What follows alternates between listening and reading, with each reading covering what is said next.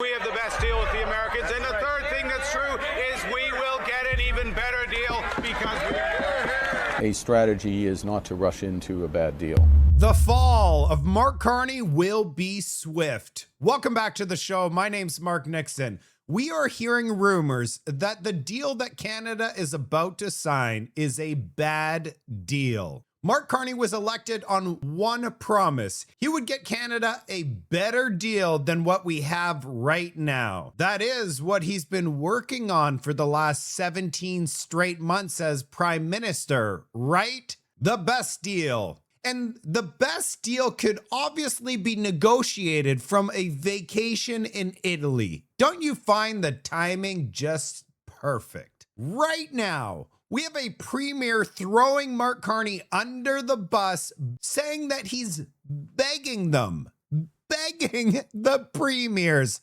How pathetic is that? We also found out that Pierre Poilievre has had zero, and I mean absolutely zero input in these trade negotiations, which is actually a very good thing. Thank goodness he is keeping himself as far away from this trade negotiation as possible. The burning dumpster fire, I like to call it. Plus, JD Vance exposed Mark Carney and mainstream media is having a complete meltdown. I can't wait to show you this one. If you absolutely love independent media in Canada, there are rumors coming out that there is something Trump is demanding, which could literally be a massive win for us independent media. So we got some good news on a Friday. Let's get into this report.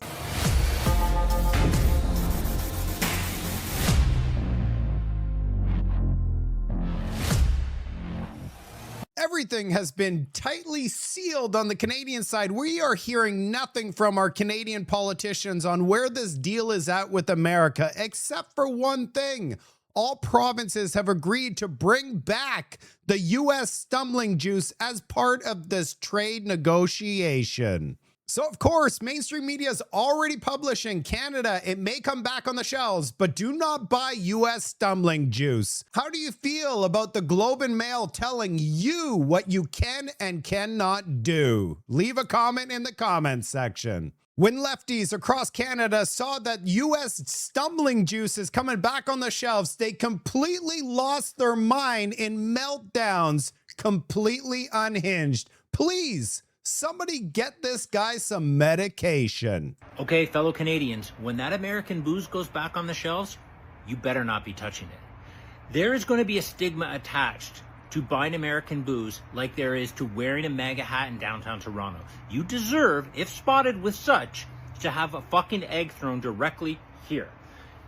America flushed our friendship down the toilet. That is gone, okay? They were fine with cratering our fucking economy. Buying American booze is going to now be the equivalent of walking into the bathroom and seeing your hot cousin getting out of the shower. It may look good, but do not under any circumstances touch it. What? I'm sorry, what did he just say? We have to go back. That is insane. The bathroom and seeing your hot cousin getting out of the shower. It may look good, but do not under any circumstances touch it. Who says something like that? This guy clearly is unwell. I love to hear what your thoughts are about this in the comment section. Just wait. I'm not finished. Hey everybody, Boomer Sue here. Boomer Sue, just watch out. Boomer Sue here. Let's see what she has to say. Bringing back booze. I get it. We got to negotiate with the orange shit stain. You know, the toddler in chief. We have to appease him somehow, tell him what he wants to hear, make him feel like he won, whatever. But I have an idea. So in the LCBO, we cordon off Wait a second. She's got an idea. This is better be a good idea from the Boomer Elbows Up itself. Can't wait. In the LCBO, we cordon off a back room. We put a door with a little window in. You have to knock on it. They slide the window open, you know, like in the 1920s speakeasies. Just like that. They say, what's a code word? You say trader. They say, okay, come on in. And you have to go in front of everybody in the liquor store and buy your American booze. That should stop some of you. What? Are you serious right now? These are the same people that wear a mask on their face driving with nobody else in the car. You look over, you see somebody with a mask on today. In 2026, they still have a mask on, listening to the radio alone with a mask on. It's clear that mainstream media have completely melted the brain of the Canadian population. Well, just a small segment of the population.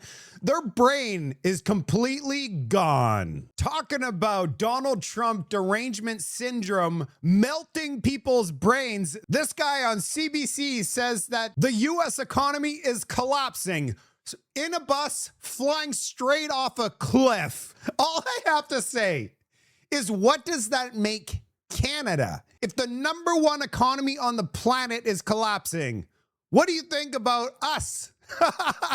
Let's check this out. Okay, so it's business, not personal. Well, I would say, we have to really see this as business very intensely, right? And we need to understand what is best for us.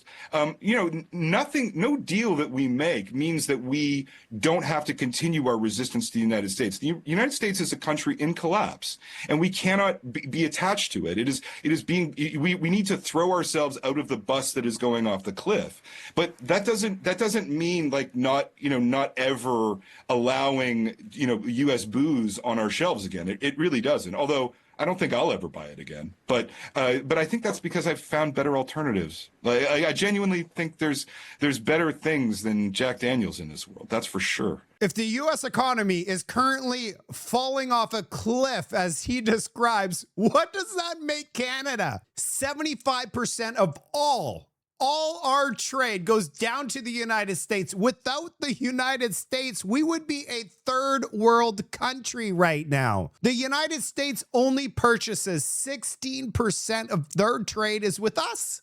They don't even need us. Yes, it would hurt them, but it would completely decimate Canada.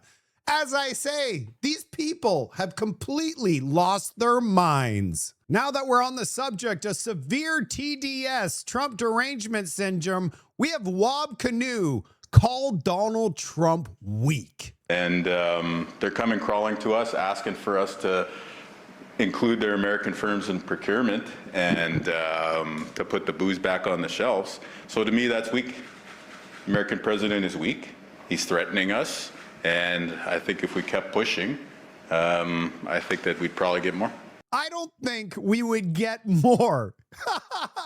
Let's talk about why he would say this. But then I'm going to show you that he is basically thrown Mark Carney under the bus. I am not surprised with what Lisa Raitt here says on CBC, and you probably won't be surprised either. This clip has been provided by RMC86 on X. And from there, it all kind of unraveled, I would say, because Madame Frechette came out and said only Quebec's going to make the decision. And Mr. Eby said what he said. And then we had Wob Canoe, who came out and had I would say, very fulsome press conference today. Now, here's the thing with all of these interventions. We were told on the advisory council, and I can tell you this, that the United States is watching very carefully the commentary in the media being made by Canadians, not just regular Canadians, but politicians as well. Any word that's been uttered in the last 24 to 48 hours is going to be poured over and scrutinized by the U.S. and by the trade teams who are negotiating. Anything that we say here that could harm the negotiations, I think, is not a necessarily good thing, quite frankly. And I wish that Mr. Canoe hadn't said the things that he said, because I'm sure it caused some problems for our negotiators at the table, at the very least explaining what the heck he was talking about. So, it's one thing to tell the premiers and brief them up. It's another thing for them to want to come out and utilize the moment in order to put forth their own narratives when, as Shachi said, there's no double knot on this deal yet, and we have no guarantee that those Section 338 tariffs are not going to appear Friday. Can you imagine a premier of a province destroys the trade negotiations with the United States over his severe TDS? Let's go back to Wob Canoe. I think that we'd probably get more. Are you concerned we're losing our leverage if we give up on that? Well, where is our leverage going to be now? right? Like we're going to get a Kuzma process, which means this negotiation is going to lead to more negotiations. With who? A good person on the other side of the table? And then what's going to happen in those negotiations, right? So we do need leverage. I just think that, yeah, it's an interesting situation to be in because Team Canada, right? We do get strength from being unified here together, so maybe we'll make this move together. But I think Canadians should be clear-eyed about what we're going into here and about the significance of this. And you know what? Like, fully respect the Prime Minister, fully respect his mandate, but I do think it's really notable that it's the provincial actions on procurement and alcohol sales that have commanded the attention of the American administration. Wow. That is like a kick in the nuts straight to Mark Carney saying, we're the only reason that you're having negotiations with Donald Trump. This is the most embarrassing clip for Mark Carney that I've seen since his time as Prime Minister. We have Wob Canoe say that Mark Carney was on his hands and knees begging, please, Wob Canoe, if you do not put those stumbling juice things back on the shelves, we don't get a deal with Donald Trump, please. I mean, you were briefed, but I mean, what were you told? You must have asked. I was told by the Prime Minister that he wants us to put the booze back on the shelves. Without giving you details? They gave us some details, and other stuff they said they're still nailing down. So he was, I wouldn't say that he was begging us, but what is a step before begging? So please. I get it from his perspective. Why does he want us to take the booze off the shelves? He's the one who got on the phone with Donald Trump, which, you know, I don't think any of us want to be on the phone with Trump or in a photo with him. But there you go. Somebody has to do it. Thank you, Mark Carney, for doing it. And you can understand he got to a place where he can recommend a deal to Canadians. But I think for the rest of us, okay. Is the Prime Minister saying to the provinces, if you don't put the booze back on the shelves, we won't have a signed deal by the end of the week? Yeah, effectively. Yeah. It sounds like you're not enthused at the process. That's right. Yeah. Putting the booze back in the sauce. What's Mark Carney going to do to Wob Canoe after Wob Canoe says he was begging him on hands and knees to put the booze back on the shelf? If you don't do it, we're not going to get a deal. And that's not really Team Canada, is it? There is drama drumming up in this country, and it all stems from severe Donald Trump derangement syndrome. Wob Canoe's rhetoric is putting the deal that we have, whatever it is, good or bad, in jeopardy, and is definitely making it more difficult for Dominic LeBlanc and team in Washington. Just so people are aware, Wob Canoe's province isn't hit that hard by these tariffs as other provinces are. So this right here is about domestic politics and his own personal polling. And you're not going to believe this. Canoe actually told other premiers on a call that he would rather have no deal and fight with Donald Trump because it is personally good for him. Tell that to the laid off steelworkers, auto workers, the forestry industry, all these people that are losing their jobs. Canadians are suffering.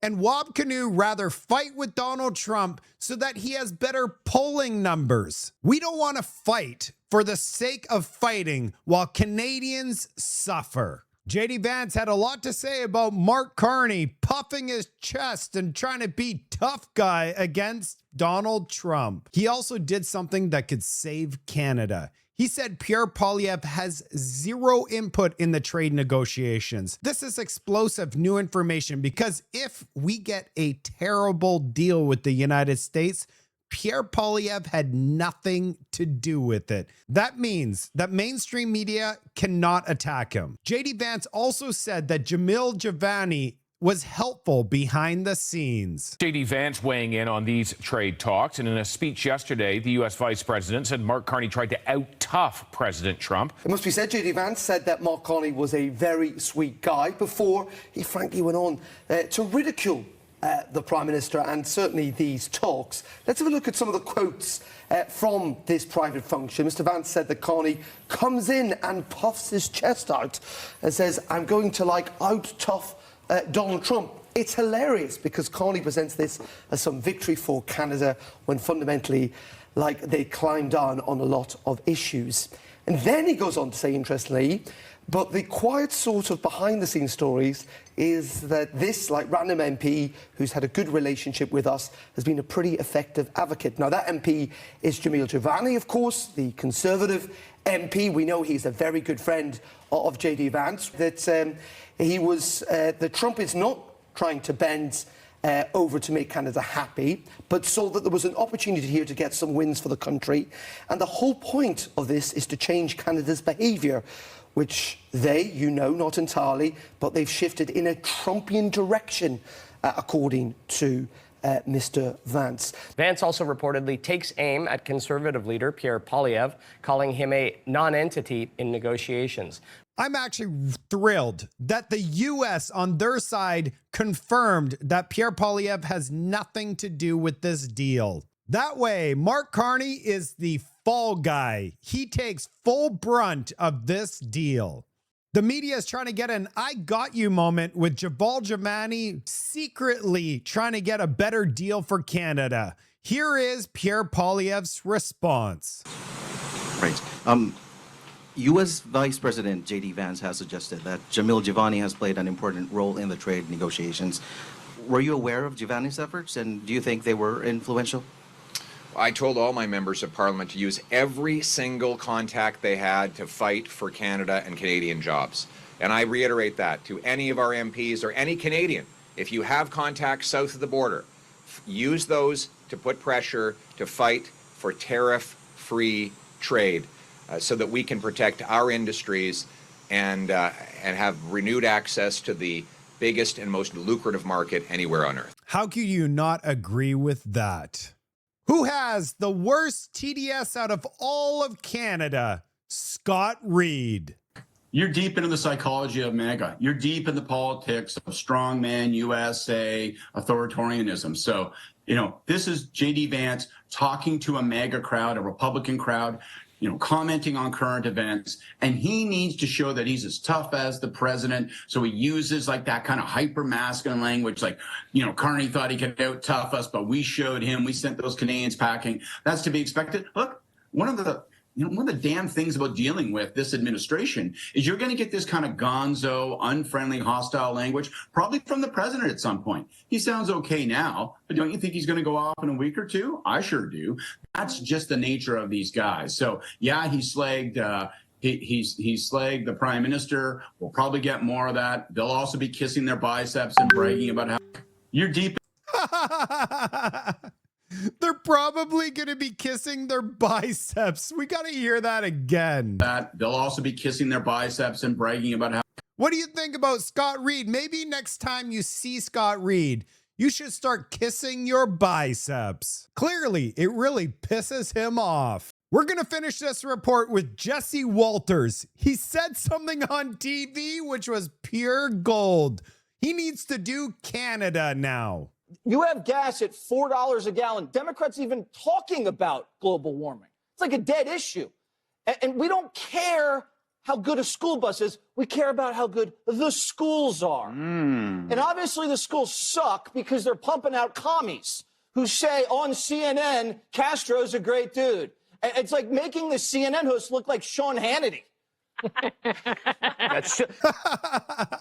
Those schools keep pumping out them commies. What do you think they're doing in Canadian universities right now? The TDS across Canada is becoming unhinged and out of control. People are furious already. We don't even have a trade deal yet. Are you going to be going out and buying some U.S. stumbling juice if they put them back on the shelves? If you haven't seen my yesterday's firefighting report where they're blocking ex-military aircrafts to fight forest fires in Canada, go ahead and watch it. I spent a week putting that report together. Can't wait to read my comments section. I'll see you on the next report.